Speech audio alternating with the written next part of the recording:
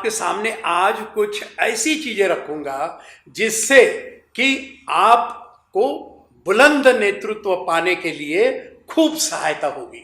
और मैं इसको बहुत सरलता से, बहुत ही छोटे छोटे उपाय हैं जो अगर आप कर लो, अपने मन में धार लो, अपने आप में आत्मसात कर लो, तो समझ लो कि नेतृत्व पर, लीडरशिप पर आपने विजय प्राप्त कर ली।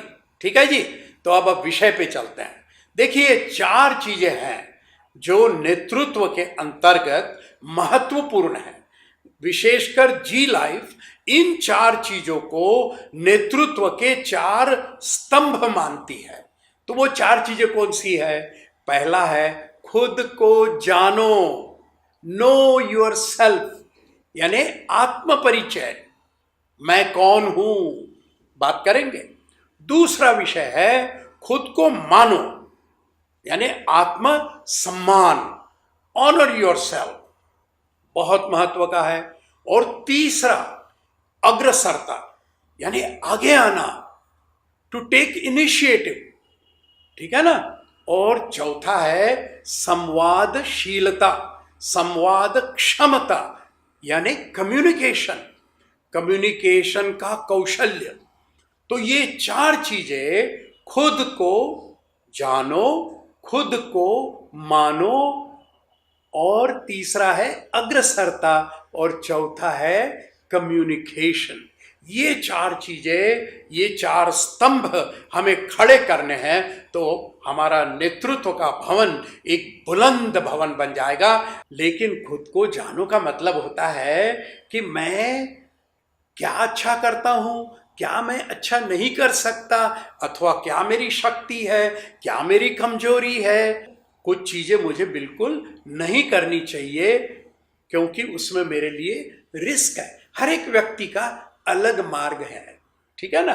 तो इसको कहते हैं स्वॉट एनालिसिस, यानी स्वॉट मूल्यांकन।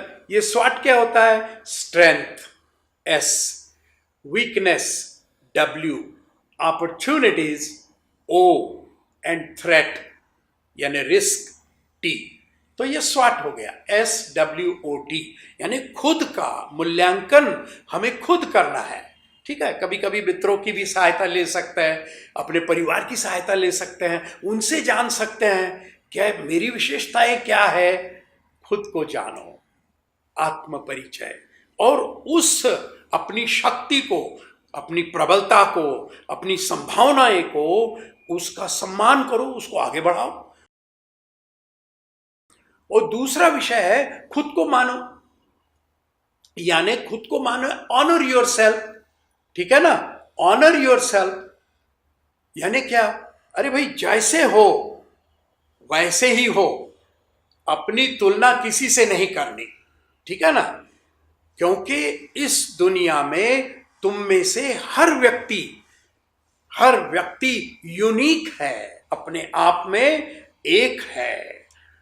तो इसलिए खुद का सम्मान करो, खुद को मानो, तो क्या होगा? आप सकारात्मक बनोगे। तो तीसरा विषय है अग्रसरता।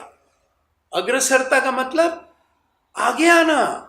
आगे आइए, आगे आओगे तभी तो पता चलेगा कि तुम क्या कर सकते हो, तुम क्या नहीं कर सकते हो, तुम्हारी क्या शक्ति है, क्या कमजोरी है।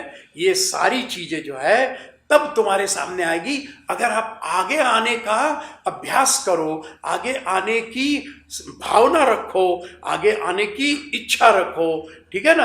आगे आइए, बहुत ही महत्वपूर्ण स्तंभ है। इसके बारे में तो आप हमेशा सुनते आए हो, कम्युनिकेशन, संवादशीलता, संवाद क्षमता।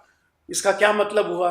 अरे इसका मतलब ये हुआ भैया कि जो तुम्हारे मन में बात है, विचार है, कल्पना है, उसको सामने रखो। और अगर आप उसको सामने रखोगे नहीं तो लोगों को पता नहीं चलेगा, आप भीतर ही भीतर घुटन होती रहेगी। सामने रखो।